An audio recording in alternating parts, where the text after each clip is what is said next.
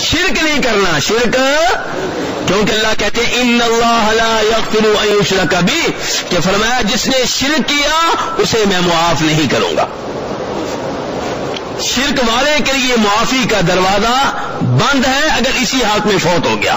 فوت ہونے سے پہلے توبہ کا دروازہ ہر ایک کے لیے کھلا ہے، لیکن اگر کوئی شرک پہ فوت ہو گیا تو اب اس کے لیے معافی کا کوئی راستہ نہیں ہے. میرے بھائیو، یہ کلمہ کتنا عظیم کلمہ ہے. اس بارے میں ایک آخری حدیث سن لیں. توجہ چاہوں گا، لا الہ الا اللہ کی اہمیت کو جانیں، اس کلمے کی اہمیت کو سمجھیں.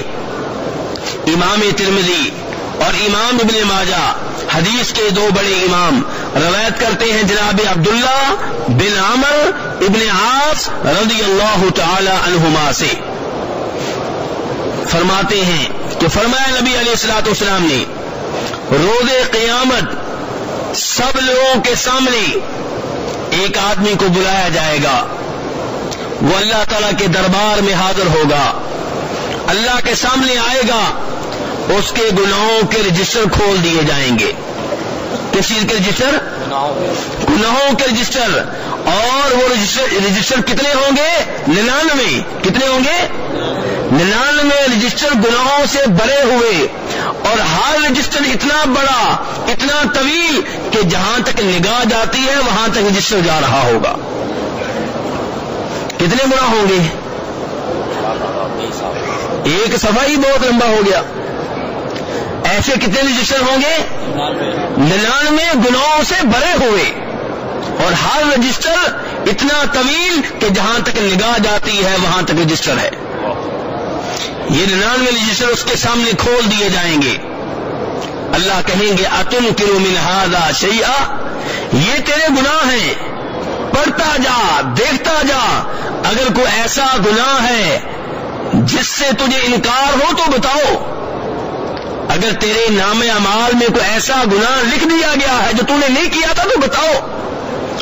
کہے گا نہیں یا اللہ، یہ سارے گناہ میں نے کیے ہیں، کوئی ایسا گناہ نہیں ہے جس سے مجھے انکار ہو. اللہ تعالیٰ فرمائیں گے اظلمت کا کتبتی الحافظون، دیکھ لو کہیں تمہارے اوپر میرے فرشتوں نے کوئی ظلم و زیادتی نہ کر دی ہو. کہے گا نہیں یا اللہ، کوئی ظلم و زیادتی نہیں ہوئی، جو لکھا ہوا ہے میں نے کیا ہے، اقرار کرتا ہوں، اعتراف کرتا ہوں. اللہ کہیں گے الک عذر، تمہارا کوئی عذر ہو؟ کہے گا نہیں یا اللہ، کوئی عذر نہیں ہے، کوئی بہانہ نہیں ہے. اللہ کہیں گے الک عن ذلک حسنہ، ان گناہوں کے مقابلے میں کوئی نیکی ہے تمہارے پاس؟ فَيُحَابُ الرَّجُلُ، حدیث کے الفاظ ہیں کہ وہ آدمی دہشت زدہ ہو جائے گا، خوف زدہ ہو جائے گا، دہشت کے عالم میں کہے گا یا اللہ کوئی نیکی نہیں ہے، کوئی نیکی نہیں ہے. اللہ تعالیٰ فرمائیں گے لیکن میرے بندے ہم تیرے اوپر ظلم نہیں کریں گے. وما ربک بظلام للعبید، اللہ کسی کے اوپر ظلم نہیں کرنے والا. اللہ کہیں گے تیری ایک نیکی ہمارے پاس ہے. وہ کہے گا یا اللہ ایک نیکی سے میرا کیا بنے گا؟ اللہ کہیں گے تیری ایک نیکی میرے پاس ہے، احضر وزنہ کا، تیرے اعمال کا وزن ہونے لگا ہے، جاؤ ترازو کے پاس جاؤ، وہاں پہ تیرے اعمال کا وزن ہوگا، دیکھو نتیجہ کیا نکلتا ہے. توجہ چاہتا ہوں میرے بھائی، بڑی عظیم حدیث ہے. وہ آدمی وہاں پہنچے گا، ایک پلڑے میں گناہوں کے 99 رجسٹر ہیں، دوسرے پلڑے میں ایک کاغذ ہے جس کے اوپر لکھا ہوا ہے اشہد ان لا الہ الا اللہ واشہد ان محمدًا عبدہ ورسولہ. خلوص دل سے کہا تھا، بڑے توجہ بڑے دھیان سے کہا تھا کہ اللہ کے سوا کوئی معبود برحق نہیں ہے، میں یہ گواہی دیتا ہوں، اور محمد صلی اللہ علیہ وسلم اللہ کے رسول ہیں، میں یہ گواہی دیتا ہوں. یہ کاغذ کا ٹکڑا ایک پلڑے میں، وہ گناہوں کے 99 رجسٹر دوسرے پلڑے میں. وزن ہوا تو وہ پلڑا اٹھ گیا جس پلڑے میں گناہوں کے 99 رجسٹر ہیں، اور وہ پلڑا بھاری ہو گیا جس میں کاغذ کا ایک ٹکڑا پڑا ہوا ہے جس پہ لکھا ہوا اشہد ان لا الہ الا اللہ و اشہد ان محمد رسول اللہ.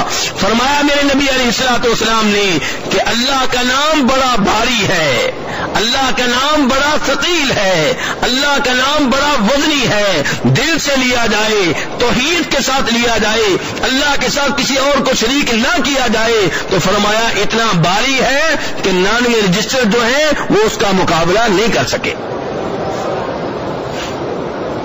یہ کس کی اہمیت ہے میرے بھائیوں؟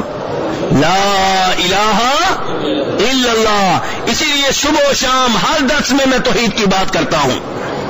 اسی لیے سعودی علماء کرام, سعودی حکومت آپ کو وہ پمفلٹ دیتی ہے, وہ کتابیں دیتی ہے, وہ تفسیر دیتی ہے جس میں توحید کی باتیں ہوتی ہیں تاکہ جہنم کی آگ سے بچ جائیں.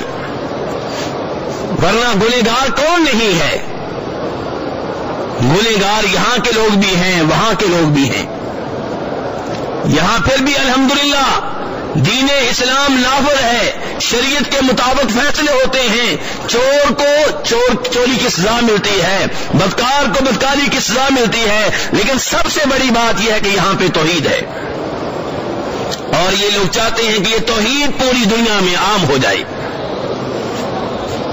میرے بھائیوں, توحید کے ساتھ اگر گناہ ہوئے تو امید ہے کہ اللہ تعالیٰ معاف کر دیں گے, امید ہے کہ نبی علیہ الصلوۃ والسلام کی شفاعت مل جائے گی, اور اگر شفاعت نہ ملی تو پھر بھی کسی نہ کسی دن اپنی سزا بھگتنے کے بعد جنت میں پہنچ جائیں گے. لیکن جو شرک کرتا ہوگا اس کے لیے نجات کا کوئی راستہ نہیں ہے. میرے بھائیو, یہ عظیم کلمہ ہے, اس کی حفاظت کریں.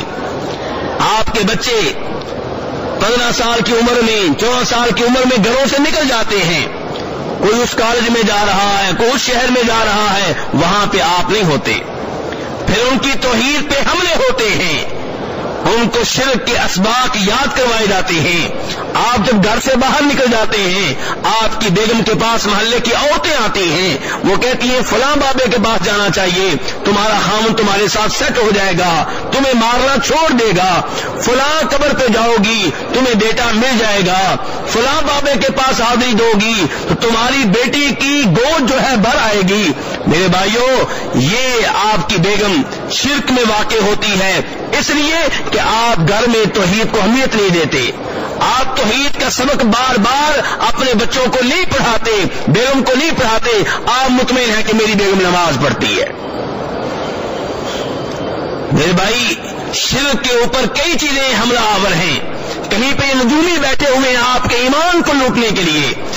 نبی علیہ السلام نے فرمایا تھا, جو کسی کاہن کے پاس آیا, غیبی دعویٰ کرنے والے کے پاس آیا اور اس سے سوال کر لیا, ایک سوال کرنے کی وجہ سے 40 دن تک سوال کرنے والے کی نماز نہیں ہوگی.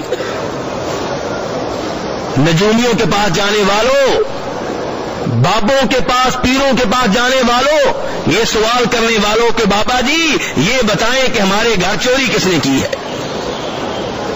صرف سوال کرنے کا اتنا گناہ ہے, کیونکہ سوال کرنے کا مطلب یہ ہے کہ آپ سنتے ہیں کہ غیبی باتیں بابا جانتا ہے. یہ عقیدہ اپنا لینا, اس بات کا اعلان ہے کہ نعوذ باللہ, جو اللہ نے کہا ہے کہ عالم الغیب میں تنہا ہوں, وہ غلط ہے اور یہ کفر ہے. فرمایا جو سوال کرے اور سوال کا جواب ملنے پہ اس نجومی کو, اس بابے کو, اس پیر کو سچا نہ جانے, اس کی 40 دن تک نماز نہیں ہوگی, اور جو اسے سچا جانے تو وہ کافر ہو گیا. یہ کڑے, یہ انگوٹھیاں, یہ پتھر, یہ دھاگے جن کو آپ نفع و نقصان کا مالک سمجھتے ہیں, یہ آپ کی توحید کے لیے خطرہ ہے. تو میرے بھائیوں, بہت سی چیزیں ہیں, وقتاً فوقتاً میں اشارہ کرتا رہتا ہوں. ان چیزوں سے اپنے آپ کو بھی محفوظ رکھیں, اپنی اولاد اور بیگم کو بھی محفوظ رکھیں, تب جا کے اس کلمے کے فوائد ہوں گے. ورنہ آپ کی بیگم 1000 بار بھی کلمہ پڑھے اور ساتھ شرک کرے, کلمہ پڑھنے کا کوئی فائدہ نہیں ہوگا. اللہ تبارک و تعالیٰ سے دعا ہے کہ ہمیں توحید کو صحیح معنوں میں سمجھنے کی توفیق عنایت فرمائے. وآخر دعوانا الحمدللہ رب العالمین.